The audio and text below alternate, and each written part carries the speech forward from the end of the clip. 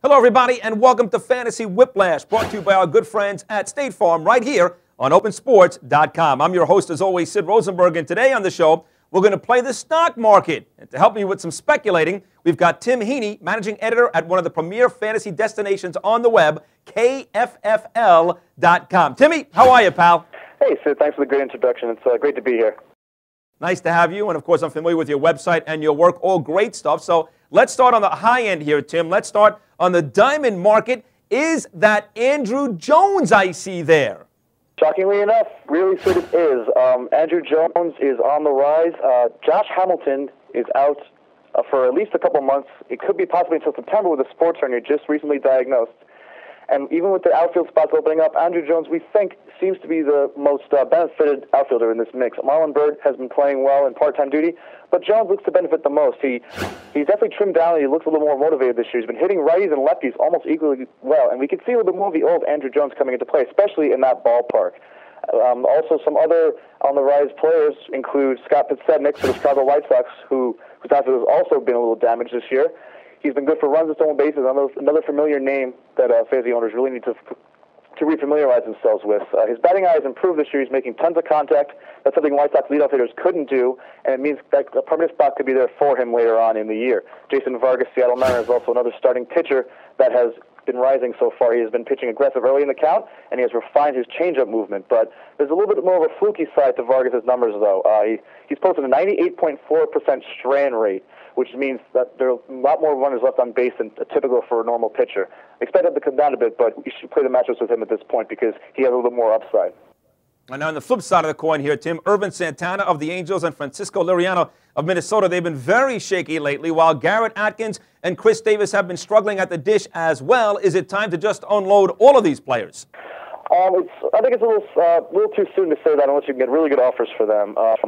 Ervin Santana, as you know, he's coming back from that, the injury that kept him out most of the year. The team insists that his elbow is fine. His velocity isn't there yet, but he's still building stamina. This is kind of like spring training with him right now.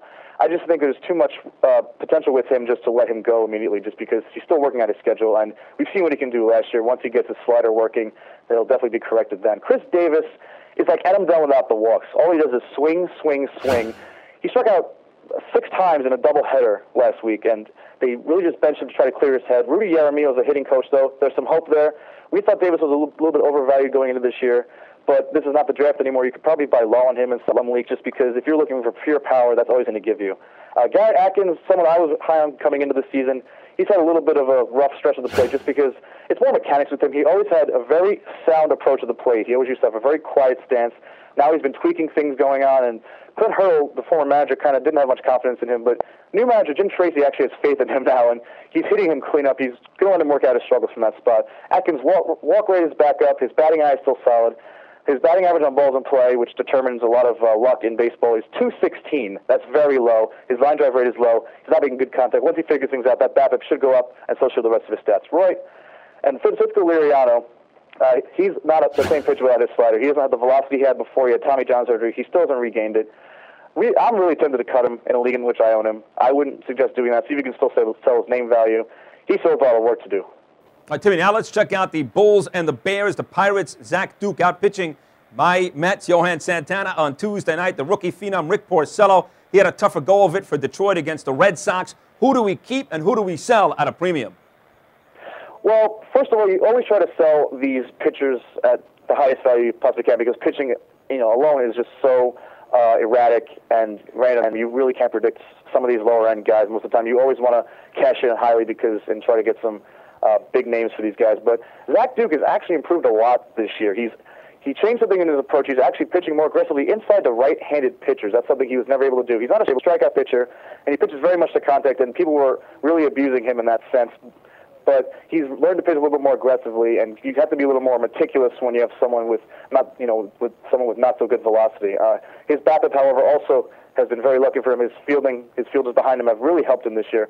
I consider him this year's Joe Saunders. He really doesn't strike many guys out, but he knows how to work around his deficiencies.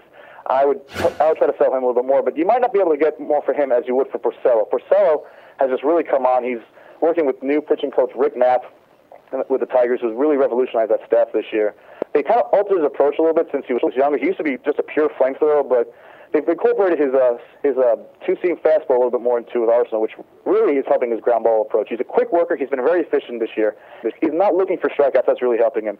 You can get more for Porcello, but there's definitely more upside to him. I would definitely hang on to him there, especially in deep league if you can't really flip him.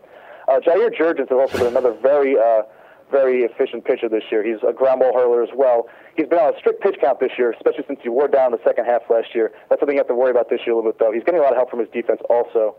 But the park he pitches in is very, efficient for helping him. And Jared Weaver is someone I've been a believer in for a while. Weaver has been more efficient this year. He's attacking the strike zone a little sooner. You have to worry about him pitching on the road, though. He's going tonight against the Blue Jays, and you might have to worry about him if he fades down the stretch a little more. That's a great trade by the Braves a couple of years ago, getting Jurgens for Edgar Renteria from the Tigers. Okay, let's head over to the pen here for a second, Tim. Saves can be hard to come by in fantasy, and the closer situations around the league are not helping matters. Some guys really struggling. You've got Morrow and Ardsma taking turns blowing saves in Seattle. Florida's Matt Lindstrom right down here. He's been unimpressive. Ziegler in Oakland having issues. Who knows who's going to close in Tampa on a nightly basis with Percival out? Are any of these guys worth taking a shot at, having them long term? Well, this is why we report on these bullpens daily, just because that things can change on the fly. Let's start with the Rays. Manager Joe Madden has been very random with his bullpen if Troy Percival isn't the closer. You have Randy Choate. Randy Choate, what we call in the industry a loogie, a lefty one-out guy, a loogie. He saved 2 games over the weekend, and they were just purely based on matchups. That's what Joe Madden's going to do. He's going to throw matchups out there if Troy Percival isn't out there. He might retire, so this might be a thing for the long-term future. J.P. Howell has been their best reliever overall this year. He's been dominant against both righties and lefties, but Madden might want to keep Howell in those setup situations so they can actually approach the closing situations. Without Percival, it's chaos. Dan Wheeler, who has the best closing experience outside of Jason Isringhausen, who isn't as trustworthy. Wheeler has struggled against lefties this season. They've tacked over 300 average against him, and it's just, with Madden's tendency to play the matchups, Wheeler is not exactly a given every night. With the Marlins, Matt Lindstrom has triple-digit heat, but he soon has triple-digit walks, too. I mean, the key for Lindstrom is aggressiveness in the strike zone. When you have triple-digit 100-mile-per-hour heat, you have to use it. He rebounded and had an efficient outing earlier this week, so he's looking to make strides there and avoid all those walks. Leo Nunez is a great speculative option, though, if you're looking for saves for the Marlins. The Athletics, we have to call Andrew Bailey the closer now. I'm sorry. As much as Bob Guerin, like Ziegler last season, Bailey has been getting the opportunities, whatever opportunities they've actually been giving people. Ziegler hasn't been impressing. They haven't been using him much. Ziegler's a soft tosser. Bailey has a little bit more of a strikeout ability, more of a mid-level fastball. Like I said, it's Andrew Bailey and a lot of other guys for them. And the Mariners, Ardsma, they've just been using him a little bit too much. They called it a committee, but Ardsma's been the go-to guy here. Morrow has been working his way back. He actually made an adjustment in his pitching stride, which allows his foot to go more towards the plate when pitching. The strikeouts are still there, but the contact is just too much for most owners to handle, even if you're waiting him out. It's just he's not using his slider often. Ardsma has been stable this year, despite the walks. I think Morrow will eventually get a shot to close again. Even manager Don Wakamatsu said he would get a shot to close, but I would definitely advocate Ardsma for now and Morrow for stashing later on. And also, time to watch out for Chad Qualls with this little forearm soreness going on with the Arizona Diamondbacks. Tony Penny would be the one to grab there. All right, 30 seconds to go here. We do this each and every week. It's our big sleeper for next week at opensports.com. I know you like the pitcher Blackburn with the Minnesota Twins. Give me a guy who is the Open Sports Fantasy Sleeper for next week. Oh, I would probably stick with Blackburn on this one. He's had 3 straight quality starts for the Twins, whose pitching staff obviously has been dominant this season. He's facing opponents that will definitely help him out next week. Actually, this Saturday, he's at the Seattle Mariners, and he's at the Oakland Athletics next week. I think you have to take advantage of those pitchers' parks here, and he'll be helped a little bit by the atmosphere there. All right, Timmy, terrific work. Thank you so much, buddy, for stopping by Fantasy Whiplash today, and look forward to talking to you again down the road here during the baseball season. Thank you so much, Timmy. Thanks, Sid. Take it easy. All right, you can catch all Tim's work at KFFL.com. That's where you can get free fantasy baseball coverage all season. Follow KFFL on Twitter as well at twitter.com/KFFL. That's going to do it for this edition of Fantasy Whiplash, brought to you by our good friends at State Farm. I'm Sid Rosenberg. Be sure to come back on Friday as we go down on the farm for our preview of next week's draft with Baseball America's Jim Callis. For now, I'm Sid Rosenberg, and we'll see you next time.